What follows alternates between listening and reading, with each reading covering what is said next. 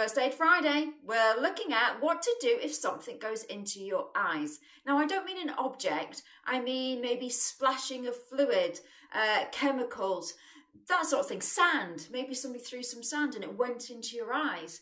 And it's extremely painful and it's not very nice. So I've got my glasses on because I need them to read, but I'm going to take them off. Now, we use different things depending on what we are doing, depends on what type of eyewear. If you're going swimming, for example, then a lot of people put on goggles. Why? To stop the chlorine from going into our eyes and making them really sore, red, stingy, not very nice. That's great. So we protect our eyes. Remember, we've only got one vision. When it's sunny, what do? We put on sunglasses. Why?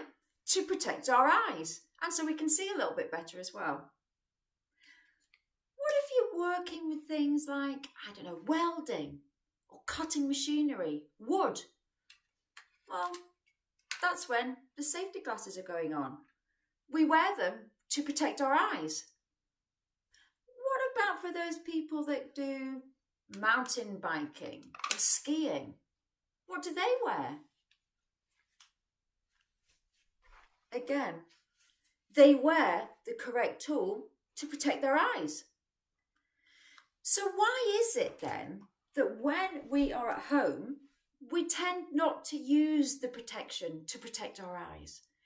What about when we're cooking with a chili or an onion? Now, I know when you're cutting onions, your eyes can stream with water. That's not really that bad. But what happens if, let's say you were chopping a chili, for example, and a little bit of splash went into your eye from the chili? It hurts.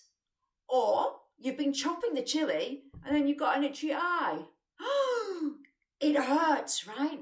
So why don't we wear protection when we are cooking? Most people don't. What about when we are cleaning our house? Maybe you're cleaning the toilet with your bleach or floor and we're spraying away and it can splash up into our eyes. Not a very good idea. So, I don't know about you, but me, when I'm doing my housework, on go the goggles. Now, you might laugh at me, but I don't care because I've got to look after my vision, right? The quickest route of entry into our body is through our eyes. Our eyes can absorb. So, if you can imagine you're working with chemicals and they splash into your eyes, it's painful, it can cause very serious damage, and it can go into the bloodstream, which can make it even worse. So what are we going to do then? Let's say you did get something into your eye, the sand, the bleach, the chili. We want to flush it out. We want to flush it out with water. Now, everybody in their home, I think, has got access to water, which is great. So you can get water. If you're at work, I'm sure you've got water as well. It doesn't need to be fancy water, just water. Whichever eye it's gone into, whether it's bleach or sand or mud or dirt or eyelash, you want that person to put their head back.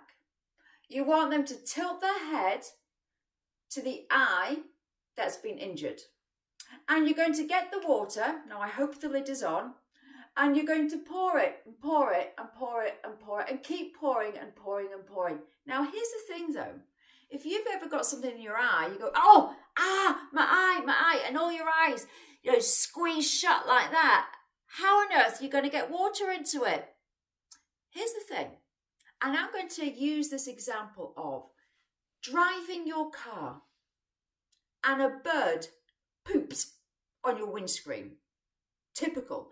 They normally do it just after you've been to the car wash or had your car wash, right? So you've now got bird poop on.